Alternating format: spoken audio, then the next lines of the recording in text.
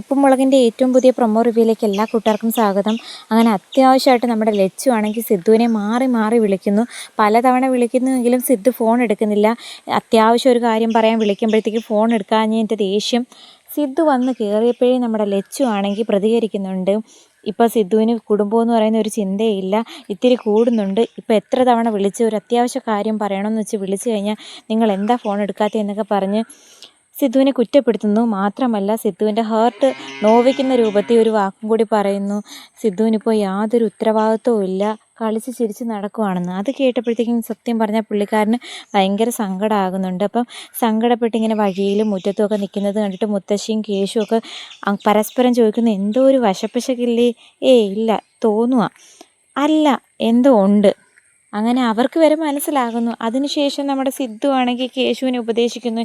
എന്തോ ഒരു കാര്യത്തിന് അഭിപ്രായം ചോദിക്കാൻ വേണ്ടിയിട്ട് കേശു സിദ്ധു അളിയൻ്റെ അടുത്തേക്ക് വരുമ്പോഴത്തേക്കും, നീ നല്ല കണക്ക് പെരുമാറണം, എന്നെപ്പോലെ ഉത്തരവാദിത്വം ഇല്ലാത്തവനായി മാറരുത് എന്നൊക്കെ പറയുമ്പോഴത്തേക്കും സത്യം പറഞ്ഞാൽ മുത്തശ്ശിയും അതുപോലെ നമ്മുടെ ലച്ചുവിനും സങ്കടമാകുന്നുണ്ട്. ലച്ചുവിന് മനസ്സിലാകുന്നു താൻ പറഞ്ഞത് സിദ്ധുവിന് അത്രമാത്രം ഫീൽ ചെയ്തു എന്ന്. അപ്പോൾ എങ്ങനെ ആയിരിക്കും ഇനി സിദ്ധു അളിയൻ്റെ ഈ പിണക്കം ലച്ചു മാറ്റിയെടുക്കുന്നത്? എന്തായാലും സിദ്ധുവിൻ്റെ മുഖം കണ്ടിട്ട് ആകെ സങ്കടമാകുന്നു. കാത്തിരിക്കാം.